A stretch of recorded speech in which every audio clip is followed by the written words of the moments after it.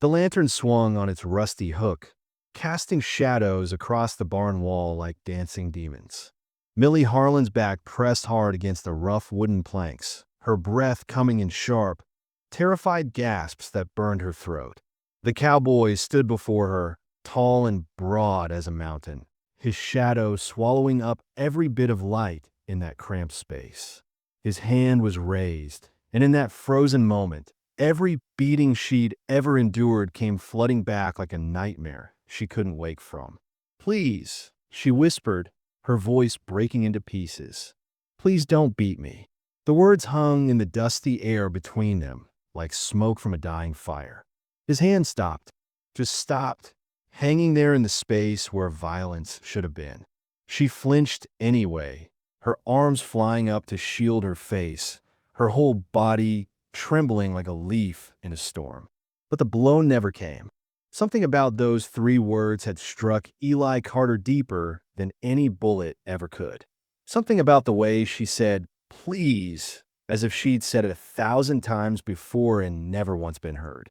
As if begging was just another part of breathing, and mercy was something she'd stopped believing in long ago. Eli Carter had been a silent man since the day they buried his wife in the cold ground behind the cottonwood tree. But in that moment, watching this terrified woman cower before him like a beaten dog, something ancient and rusted in his chest cracked open. The silence he'd wrapped around himself like armor suddenly felt like a weapon, and he hadn't even known he was wielding it. What happened next would change them both forever.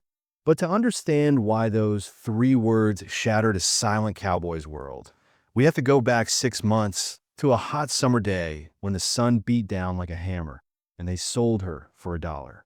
The year was 1886, and the wind carried dust across the cracked boards of Larkspur Crossing's town square like it was trying to bury the whole sorry scene. The sun stood white and merciless overhead, bleaching every color into one shade of surrender. A dozen women waited under that cruel sky, some young, some already broken, all desperate enough to stand barefoot before strangers and let themselves be looked over like cattle at market. Among them stood Millie Harland, 28 years old, but looking older from the weight she carried. Her shawl was drawn tight around thin shoulders, her eyes fixed on the ground, as if not looking at the crowd might make her invisible. The auctioneer's voice rang through the dry air like a hammer on tin, loud and businesslike, as if he was selling chairs instead of human beings. "Next up, we got Millie Harland," he barked, gesturing toward her like she was a mule he was trying to move. "Can sew, can cook, no family, no claims on her." The crowd shuffled their feet. Dust rose in small clouds. No bids came. Not a single hand went up. Millie's stomach twisted into a knot so tight she thought she might be sick right there on the platform. Shame had a taste she discovered. It tasted like copper and dust, like blood and dirt mixed together. She'd walked 2 days to get here, her shoes worn so thin they were barely more than paper, hoping for any kind of work that would keep the hunger from gnawing through her thin frame. Her husband had died last winter, leaving nothing but debt and a name already forgotten by everyone who'd known him. "Come now, gentlemen," the auctioneer tried again, his voice taking on an edge of desperation. "Someone here needs a woman who can keep house." Laughter rippled through the crowd like wind through dead grass. One man spat into the dirt. Another shook his head and turned away. An old woman near the front muttered something about widow's curse, loud enough for everyone to hear. "She'll bring frost wherever she goes," someone else added. "Bad luck, that one." Millie's fingers tightened around her shawl until her knuckles went white. She forced her chin up once, just once, needing to prove to herself she still had some dignity left. That's when she caught sight of him. A man leaning against a wagon at the edge of the crowd, tall and broad-shouldered, a dark shadow falling across two small children who clung to his boots like they were afraid to let go. Eli Carter hadn't meant to stay that long at the town square. He'd come for flour, a coil of rope, and maybe, just maybe, a pair of hands to help in his kitchen. Since Mary died 8 months back, the house had grown quiet as a tomb, and the fields were getting harder to tend alone. His mother's recipes lay folded in a drawer like forgotten prayers. And his children, Ben, who was 8, and Annie, who was only 4, had learned to go to bed with their bellies not quite full, without complaint, because they understood Papa was doing his best. He'd told himself this wasn't about loneliness. It was just necessity, pure and simple. He needed help, and these women needed work. It was a transaction, nothing more. The auctioneer's patience finally broke like a dry twig. Last chance, folks. You'll not find a cheaper soul in the whole territory. Still, nothing but silence. Even the flies seemed to stop buzzing. Then Annie tugged at her father's coat with her small hand. "Daddy," she whispered, her voice so soft he almost didn't hear it. That lady looked scared. Eli glanced down at his daughter, then back at the woman on the platform. Something old and buried deep in him stirred. It wasn't pity exactly, though there was some of that. It was more like recognition, like looking at someone standing in the same dark place where he'd been standing for months and knowing exactly how cold it felt. He raised a single finger. $1, he said, his voice quiet but carrying across the square. Gasps fluttered through the crowd like startled birds. Women put their hands to their mouths. Men turned to stare at him as if he'd lost his mind. "Sold," the auctioneer crowed, sounding almost relieved to be done with the whole business. Millie bowed her head as if mercy itself were just another kind of humiliation. As the crowd broke apart, people drifting back to their business and their gossip, Eli led his children toward his wagon. Millie followed a few steps behind, her worn shoes making soft sounds against the hard-packed dirt. The sheriff handed Eli a slip of paper, proof of hire they called it, though it felt more like a bill of sale. He gave Millie a look that was both kind and pitiful at the same time. "Good luck, ma'am," he said quietly, tipping his hat. She only nodded, not trusting her voice to work right. The road home was long and dusty, the kind of road that swallows words before they can be spoken. Millie sat in the wagon bed beside a heavy sack of cornmeal, her hands folded tight in her lap like she was praying. The children whispered to each other up front, stealing glances back at her when they thought she wasn't looking. Eli kept his eyes fixed on the trail ahead, his jaw set, saying nothing at all. The sun beat down until the air shimmered like glass about to break. Sweat ran down Millie's back, but she didn't move, didn't complain. She'd learned long ago that making yourself small and quiet was the safest way to be. At last, she spoke, her voice soft and cracked from thirst and fear. "Thank you for taking me on, sir." Eli didn't turn around. His shoulders stayed stiff, his hands tight on the reins. "Just need help with the house," he said, his words flat and hard as river stones. "That's all this is." She nodded once, accepting the terms like they were an oath sworn before God. The wind pressed against her face, lifting strands of her dark hair that had escaped from under her shawl, and she found herself wondering what sort of man could sound both weary and kind in the same breath. And more than that, she wondered if this silent cowboy with his sad eyes and his quiet children would turn out to be her salvation or just another kind of prison. She didn't know then that in 6 months' time, she'd be backed against a barn wall, begging him not to hurt her. And she didn't know that those words would crack him open and change everything. All she knew right then was that she'd been bought for $1, and whatever came next, she'd have to survive it the same way she'd survived everything else. One day at a time, keeping her head down and praying that this time, just this once, things might be different. The first week at the Carter Ranch felt like walking on broken glass in bare feet. Millie worked from dawn until long past dark, scrubbing floors that were already clean, mending clothes that barely needed mending, cooking meals with hands that trembled whenever she heard his footsteps. She'd learned in her first marriage that staying busy meant staying safe. If you worked hard enough, maybe you'd be too useful to hit. Eli left food on the table for her sometimes. A biscuit wrapped in cloth, an apple, a piece of salt pork. She'd stare at it like it might be a trap, wondering what he expected in return. In her experience, men didn't give without taking something back, usually something that left bruises you couldn't see. When he nodded at her work, a simple approval of bread well baked or a floor well swept, she'd go rigid as a fence post, certain she'd done something wrong, and he was just waiting for the right moment to tell her so. When he fixed the handle on a pot she'd accidentally broken, she'd spent the whole next day barely breathing, waiting for him to remind her of the mistake, to make her pay for it somehow. She jumped every time he walked into a room, flinched when he reached past her for the coffee pot, kept her eyes down and her voice quiet and her body angled toward the nearest door, just in case. Little Annie noticed.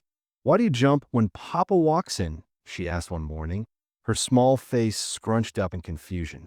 Millie's hands froze in the dishwater. "I don't mean to, sweetheart," she said softly. "Just startled is all." But it wasn't about being startled. It was about knowing that a man's mood could turn like weather, sunny one moment and thundering the next. And the only way to survive the storm was to see it coming before it hit. On Thursday, Eli rode into town for supplies. Millie watched him go from the window, her shoulders finally dropping once he was out of sight. For a few hours, she could breathe without measuring each breath. In town, Mrs. Ida Mae Fletcher cornered Eli outside the general store, her face pinched tight with judgment. "Heard you took in that Harland woman," she said, her voice sharp enough to cut leather. "Folks are saying it ain't proper, a widow man with a woman under his roof who ain't kin." Eli kept loading his wagon, not looking at her. Folks can say what they please. "Her last husband beat her regular, you know," Mrs. Fletcher continued, dropping her voice like she was sharing a secret instead of spreading poison. "Word is she's got marks all up and down her arms. Damaged goods, if you ask me. Women like that attract trouble like flies to honey." Eli's jaw tightened, but he didn't respond.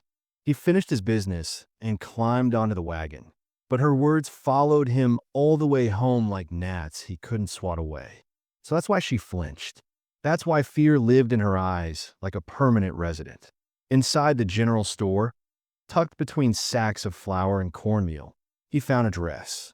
Plain blue cotton, simple and practical, but new. Clean. He bought it without letting himself think too hard about why. When Millie unpacked the supplies that evening, she found the dress folded at the bottom of a flour sack. Her hands shook as she lifted it. Why would he buy her a dress? What did he want from her? Men didn't give gifts without expecting something back. Her first husband had given her a ribbon once, then used it to tie her hands when his temper got the better of him. She tried to refuse it the next morning, holding out to Eli with her eyes down. "I can't accept this, sir." His voice came out harder than he meant it to, frustration bleeding through. "It's just a dress, woman. You need one that ain't falling apart." She went pale, mistaking his frustration for anger, and backed away like he'd raised a hand to her. "Yes, sir. Thank you, sir." That night, she wore it to supper, not because she wanted to, but because not wearing it seemed dangerous. When Eli looked up and smiled slightly, just a small lift at the corner of his mouth, she froze completely, her fork halfway to her mouth, trying to read what that smile meant, what it would cost her. The children ate quietly, feeling the tension stretch between the adults like a wire pulled too tight. Ben reached over and squeezed his little sister's hand under the table. After the dishes were washed and the children were in bed, Millie sat alone in her small room, the blue dress laid across her bed like something holy or something cursed. She couldn't quite tell which. Outside, storm clouds were gathering on the horizon, dark and heavy with rain. She didn't know that before morning came, everything would start to change. That a storm was coming that would force them both to face the fear that lived between them, whether they were ready or not. The storm hit just after midnight like God's own fury. Thunder cracked so loud it shook the cabin walls, and rain lashed against the windows hard enough to sound like fist pounding. Millie woke with a start, her heart already racing, old instincts telling her that storms meant danger, that angry weather made angry men. Then she heard Annie screaming. She was out of bed before she could think, wrapping a blanket around her shoulders and rushing to the children's room. Annie was sitting up in her small bed, tears streaming down her face, her whole body shaking with sobs. Ben was trying to comfort her, but he looked scared too, his young face pale in the flashes of lightning. "It's all right, sweetheart," Millie whispered, sitting on the edge of Annie's bed. "It's just the wind and rain. Can't hurt you in here." She pulled the little girl close and started humming, an old hymn her own mother had sung when she was small. The melody wove through the thunder like thread through torn cloth, soft and steady. Annie's sobs quieted to hiccups, then to shaky breaths. Her small fingers clutched at Millie's nightgown like she was holding onto the only safe thing in the world. Millie closed her eyes and kept humming, rocking slightly, feeling something in her own chest start to ease. This was what she was meant for. Not scrubbing and cooking out of fear, but this. Comfort, care, being needed in a way that felt right. She didn't hear Eli come to the doorway. Didn't know he was standing there watching until she opened her eyes and saw him. A dark shape backlit by the firelight from the main room. Her breath caught. She'd been so focused on Annie, she'd forgotten to be careful, forgotten to guard herself. He stepped forward, probably meaning to check on his daughter, to help. But Millie saw only a large man moving toward her in the dark, and every terrible memory came flooding back. She recoiled, her arms flying up instinctively to protect her face, her whole body going rigid with terror. Time seemed to stop. The thunder faded. Even the rain seemed to quiet. Eli froze mid-step, his face stricken. He'd seen fear before, but never directed at him like this, never so raw and real. And suddenly he understood, really understood. She wasn't just nervous or shy. She was terrified of him. "I'm not going to hurt you," he said, his voice barely above a whisper. Millie's arms stayed up, her breathing rapid and shallow. "Everyone says that," she managed, her voice breaking. The words hit him like a physical blow. Annie looked between them, confused and frightened by the tension. Ben appeared in the doorway, his eyes wide. Eli took a slow step backward, his hands open and visible. He gestured vaguely toward the door. "You're doing good with her. I'll leave you be." He turned and walked out, each step deliberate and careful, like he was trying not to spook a wild animal. Millie watched him go, her heart pounding so hard she could hear it in her ears. Outside, Eli stood on the porch letting the rain soak him through. His hands gripped the railing so tight his knuckles went white. Mary's face flashed through his mind, the way she used to smile at him, gentle and trusting. The way she'd reach for his hand without fear.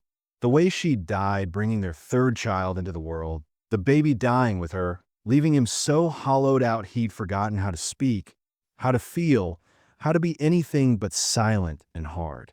He'd thought his silence was grief, noble somehow, but standing there in the storm, he realized it had turned into something else. A wall so thick that to a frightened woman, he must seem like stone. Cold, dangerous, unpredictable. Inside, Millie held Annie until she fell back asleep, but her mind was racing.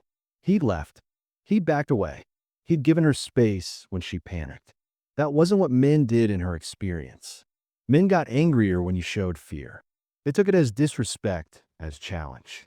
But he just left. The next morning came gray and soft. The storm passed. Eli moved differently around the cabin. He knocked before entering rooms. He spoke before he moved, announcing himself. "Coming in for coffee," he'd say. "Need to get something from a shelf behind you." His voice was gentler too, like he was learning a new language and practicing each word carefully. Days passed like this. He kept his distance but stayed present. When he needed help with something, he asked instead of commanded. "Would you mind handing me that pan?" Instead of just reaching for it. Small things. Careful things. Millie watched him like she was studying a puzzle she couldn't quite solve. This silent cowboy who'd bought her for $1 was trying to make himself less frightening, and she didn't know what to do with that. Didn't know if she could trust it. But something small and fragile was beginning to grow between them. Not trust yet, but maybe the possibility of it. like the first green shoots after a long winter, too new to know if they'd survive, but reaching toward the light anyway. 3 weeks later, Eli was out by the corral, mending a broken fence post, when everything changed in an instant.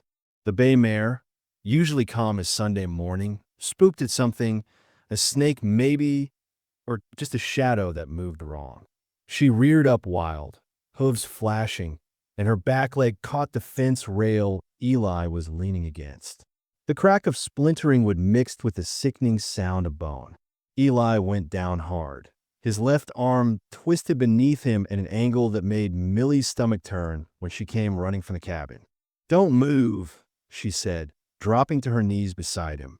Her hands were already tearing a strip from her apron, her mind clear and focused in a way it hadn't been in months. This was something she knew how to do. During her first marriage, she'd learned to tend wounds, to set bones, to care for injuries without asking how they happened. Eli's face was gray with pain, sweat beading on his forehead. Arms broke, he managed through gritted teeth. "I know," she said, her voice steady despite the fear hammering in her chest. "Ben, run fetch me strips of clean cloth from the kitchen.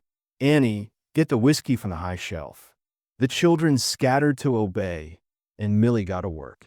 She bound the arm tight and careful, remembering the way old Doc Harrison had shown her years ago. Eli watched her through pain-squinted eyes, seeing her in a way he hadn't before. Her fear was gone, replaced by capable hands and steady purpose. Getting him inside took both her strength and Ben's help. They settled him in his own bed, the one he'd slept in alone since Mary died. For the next week, Millie barely left his side except to tend the animals and feed the children. She expected him to lash out. Pain made men mean in her experience. When you're hurting, you make sure everyone around you hurts too. That's what her husband had done. A bad day in the fields meant a worse night for her. But Eli didn't yell, didn't curse at her when changing the bandages hurt, didn't blame her when the soup was too hot or too cold. He just thanked her quietly, his voice rough with pain and something else she couldn't quite name. On the third day, when she was changing his bandages and he sucked in a sharp breath, she froze. "I'm sorry," she whispered, waiting for the anger. "You're doing fine," he said softly. "Can't be helped that it hurts." She looked at him, then really looked and saw only gratitude in his eyes. No rage, no blame, just a tired man trying to heal. That night, after the children were asleep, she brought him coffee and sat in the chair by his bed. The silence between them felt different now, less like a wall and more like a bridge being built one plank at a time. "Can I ask you something?" she said, her voice barely above a whisper. "Suppose so. Why are you so quiet all the time? Even before I came, the children said you didn't talk much." Eli was quiet for a long moment, staring at the ceiling. "Lost my wife 8 months back," he finally said. "Childbirth. Lost the baby too. After that, didn't seem like there was much worth saying. Words felt empty, so I stopped using them." Millie's throat tightened. "I'm sorry. Not your fault." He turned his head to look at her. "Can I ask you something now?" She tensed but nodded. "Your husband. He hurt you, didn't he?" The room seemed to shrink. Millie's hands twisted her lap. "Yes," she whispered. "Regular." Eli's jaw clenched tight, anger flashing across his face. Millie saw it and went rigid, her chair scraping back as she started to stand, to flee. "Wait," he said quickly. "I'm not angry at you. I'm angry for you. There's a difference." She stood frozen by the chair, not understanding. "A man who'd raise a hand to a woman ain't a man at all," Eli said, his voice hard but not directed at her. "What he did to you is wrong. You know that, right?" Tears spilled down her cheeks before she could stop them. No one had ever said that to her before. Everyone else had always made it seem like she deserved it somehow, like she'd pushed him to it. "I don't know what I know anymore," she admitted. Spring crept in while Eli healed. His arm mended slowly, and the dynamic between them shifted like seasons changing. She was no longer just a hired woman who jumped at shadows. He was no longer just a silent cowboy who'd bought her. They were becoming something else, though neither quite knew what to call it yet. By the time Eli could work again, Millie had taken over half the ranch duties. She fed the stock, hauled water, even patched a leak in the barn roof during a rainstorm. The children followed her everywhere like ducklings, and the cabin felt alive in a way it hadn't since Mary died. One evening, Eli watched her laughing at something Ben said. Her whole face lit up with genuine joy, and realized with a jolt that scared him more than the horse accident ever had. He was falling in love with her. Sheriff Cole Maddox arrived on a Tuesday afternoon, dust trailing his horse like a bad omen. Eli was in the barn when he heard the hoofbeats, and something in his gut told him this wasn't a social call. Evening, Carter, the sheriff said, dismounting with a weariness that spoke of hard news. Mind if we talk? They stood in the yard, out of earshot of the cabin. The sheriff took off his hat, turned it in his hands. Got word from over in Jackson County. Man came through asking questions about a woman named Millie Harland. Says she's his brother's widow. Claims she took property that wasn't hers when she left. Eli's blood went cold. Her husband's dead. I know it. But his brother, Jake Harland, he's claiming she still owes the family. Says he's coming to collect her, take her back to work off the debt. The sheriff's face was grim. Legally, it's murky. Women don't have many rights in these situations. If he pushes it, could get ugly. When's he coming? Day or two, I'd reckon. Just wanted to give you warning. The sheriff put his hat back on. Between you and me, Eli, Jake Harlan's got a reputation. Mean drunk. Works over in the mines when he's sober enough. If I were you, I'd keep that woman close. After the sheriff rode off, Eli found Millie in the kitchen kneading bread. She took one look at his face and went pale. What's wrong? Your husband's brother is coming for you. The bowl slipped from her hands, flour dusting the floor like snow. No, she whispered. No, he can't. I ran so far. Pack your things, Eli said, his voice harder than he meant. I'll give you money, enough to get you somewhere safer. I'm not going anywhere. She backed toward the door, her old fear flooding back. I won't bring trouble to you and those children. I'll be gone by morning. She ran before he could stop her, out to the barn where she kept her small bundle of belongings. Eli followed, caught her arm gently. She spun around, eyes wild. Let me go, please. You don't know what he's like. He'll hurt you to get to me. I won't let anyone take you. Why? She demanded, tears streaming now. Why would you fight for me? I'm nothing. Just a woman you bought for $1. You're not nothing, Eli said, his voice rough with emotion he'd kept buried too long. You brought life back to this house. You made my children laugh again. You made me remember what it feels like to care about something other than just surviving. He paused, his next words coming hard. And I love you, Millie, even if you don't feel the same. I'm not letting anyone hurt you again. Before she could respond, they heard it. Hoofbeats. A man's angry voice calling out. Millie Harland, I know you're in there. Eli stepped toward the barn door, but Millie grabbed his arm. Please don't go out there. He'll kill you. Stay here with the children, Eli commanded, but Jake Harlan was already striding toward the barn, drunk and mean, a man looking for a fight. He was bigger than Eli, thick through the shoulders, with scarred knuckles and eyes that held no mercy. He pushed past Eli like he wasn't there and cornered Millie against the back wall. There you are, girl, Jake snarled. Thought you could run? You owe our family for all the years my brother fed you and kept you. Millie pressed back against the rough wood, her breath coming in panicked gasps. He raised his hand, and every beating she'd ever endured came rushing back. His hand drew back, and she saw her death in his eyes. Please, she whispered, her voice breaking. Please don't beat me. Time stopped. Those 4 words hung in the air like a prayer that had been said too many times and never answered. In that moment, Eli Carter saw not just Millie cowering there, but every moment of fear she'd lived through, every time she'd begged and not been heard, every bruise and broken promise. Something ancient and fierce rose up in him. The silent cowboy found his voice, and it rang through that barn like thunder. Touch her, Eli said, his words cold as winter iron. And you'll answer to me. Jake turned, sneering. This ain't your business, Carter. She's under my protection. She's going to be my wife. Millie's gasp was lost in Jake's harsh laugh. She's family property, already been married once. You can't. Her husband's dead. Eli interrupted, stepping between Jake and Millie. And even if he wasn't, no paper on earth give a man the right to raise his hand to a woman. Now you got two choices. You can leave peaceful, or the sheriff can escort you off my land in chains. Your call. As if summoned, Sheriff Maddox appeared in the barn doorway, hand resting on his gun. Got a problem here, gentlemen? Jake looked between them, calculating odds he didn't like. This ain't over, he spat, but he was already backing toward the door. Yeah, Eli said quietly. It is.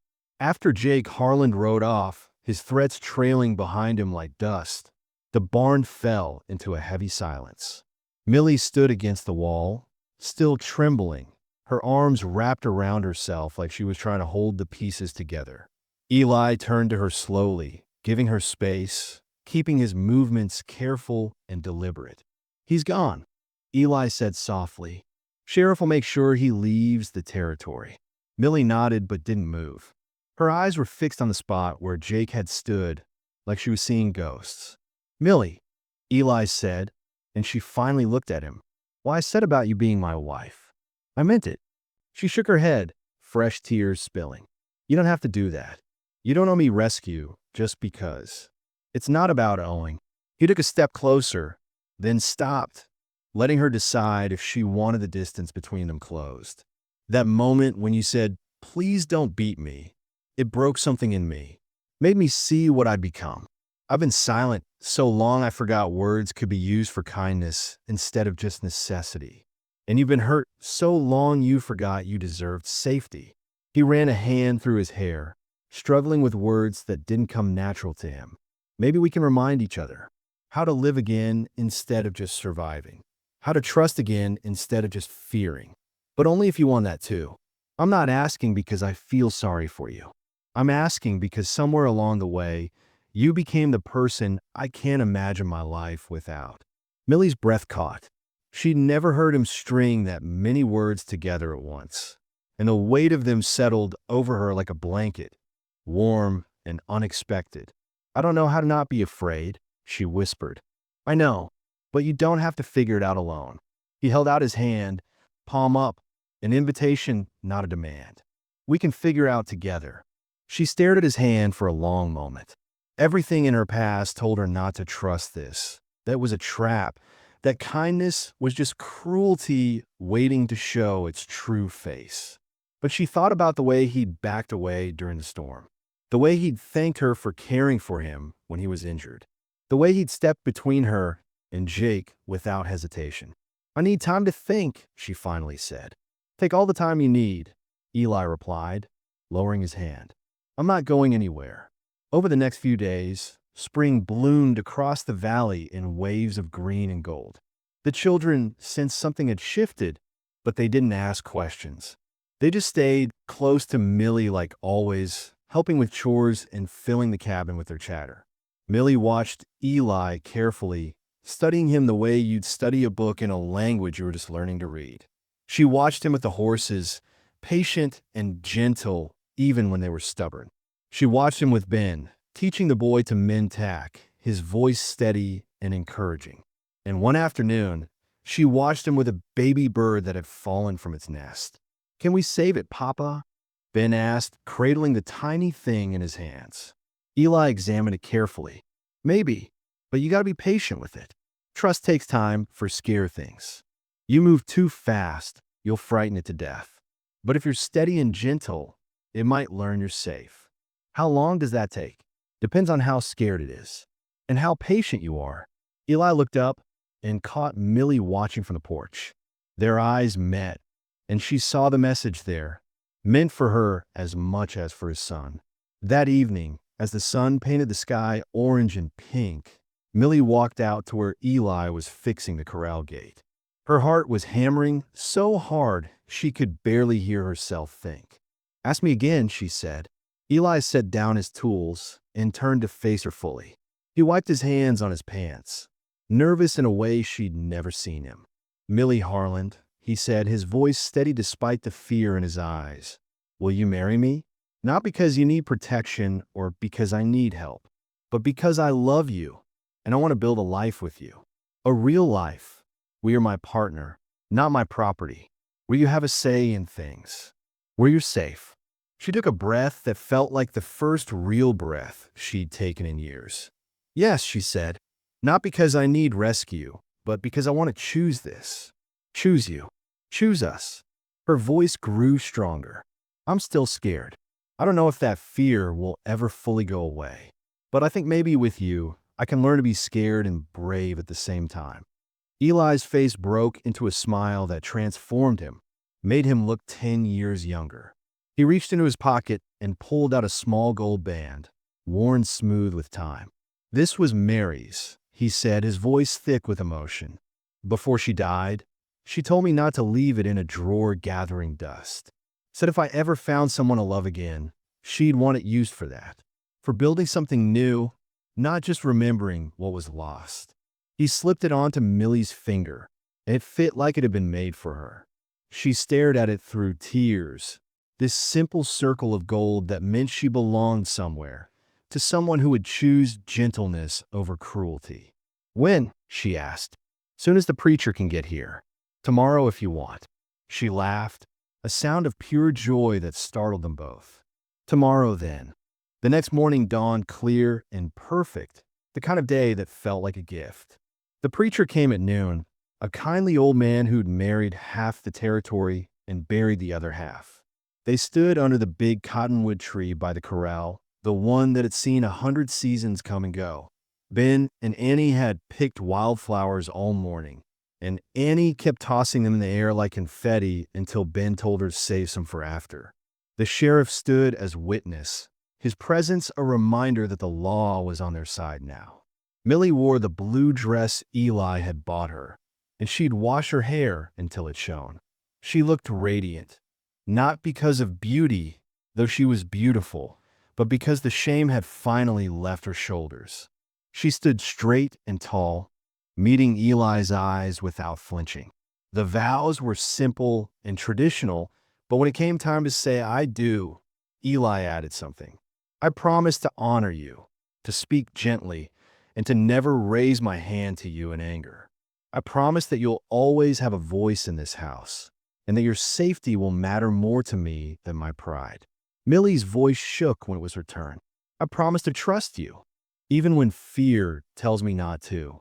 I promise to build a home with you, not just a house. And I promise to remind you every day that you gave me back more than my life.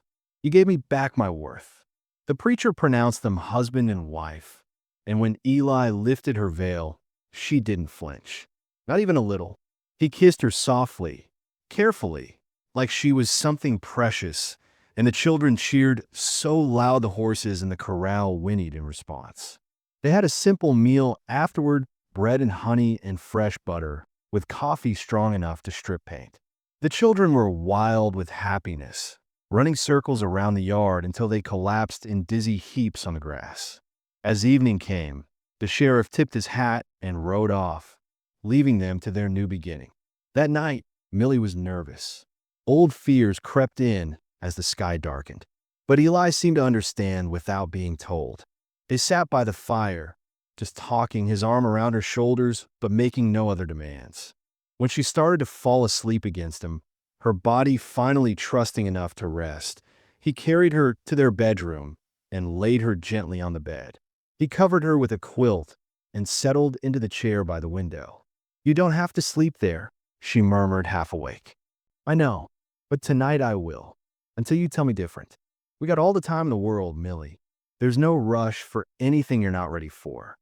She fell asleep with tears on her cheeks, but for the first time in her life, they were tears of gratitude instead of fear. 6 months passed like a dream. Autumn came again, painting the valley in gold and crimson. Millie had changed in ways that went deeper than the eye could see. She moved through the house with confidence now, laughing easily, singing while she worked. Her body had filled out from regular meals, in the absence of constant fear. And there was something else, a secret she'd been holding close, waiting for the right moment. One evening, as they sat on the porch watching the sun set, she took Eli's hand and placed it on her belly. His eyes went wide. "Are you?" "Yes," she said, smiling through happy tears. "Come spring." He pulled her close, his own eyes wet. "Mary would have liked you," he said softly. "She would have been glad it was you. I wish I could have known her. In a way, you do. You're wearing her ring, sleeping in her bed, raising her children. But you're not replacing her, Millie. You're something different, something new. And I love you for exactly who you are." The children came tumbling out then, with Ben proudly announcing he'd caught a fish for supper and Annie declaring she'd helped even though she mostly just scared the fish away. They all laughed, and the sound echoed across the valley like music. Later, after the children were asleep and the dishes done, Millie stood by the fire, tracing the ring on her finger. Eli came up behind her, wrapped his arms around her waist, and rested his chin on her shoulder. In the window, their reflection showed them whole and healed, two broken people who'd found a way to be complete together.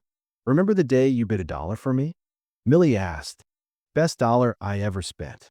She turned in his arms to face him. "I thought you were buying trouble." "I was buying a chance," he said. "We both were." She kissed him then, freely and without fear, and in that moment, the past finally released its grip. The bruises had faded. The fear had quieted. The shame had lifted like morning fog. Some say a person can't change overnight. But Eli Carter and Millie Harlan learned different. The moment she cried, "Please don't beat me," and he chose mercy over silence, they both began healing. She learned that safety isn't just the absence of violence, but the presence of consistent kindness.